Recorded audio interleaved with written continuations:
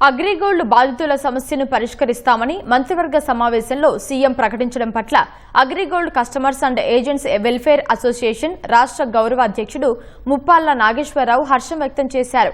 దాదాపు 12 ఏళ్లుగా అగ్రిగోల్డ్ బాధితులు న్యాయం కోసం పోరాటం చేస్తున్నారని తెలిపారు. గత ప్రభుత్వంలో ఎంత పోరాటం చేసినా పట్టించుకోలేదన్నారు. సీఎం చంద్రబాబు 6 నెలల్లో బాధితులకు న్యాయం చేయాలనే సంకల్పంతో 3 సభ్యులతో కమిటీ వేస్తామని చెప్పడం అభినందనీయమన్నారు.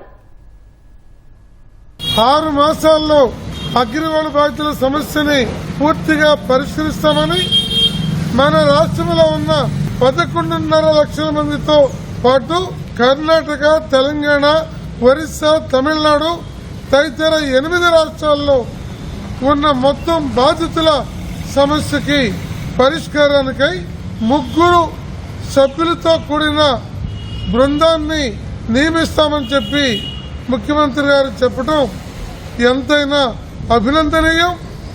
ఇప్పటికే 12 సంవత్సరాలు గడిచిన నేపథ్యంలో మరో వాయిదా పడకుండా యుద్ధ ప్రాతిపదికన సత్వర నిర్ణయం తీసుకుని వాటిని అమలు జరపాలని చెప్పి తెలియజేస్తూ ఉన్నాం.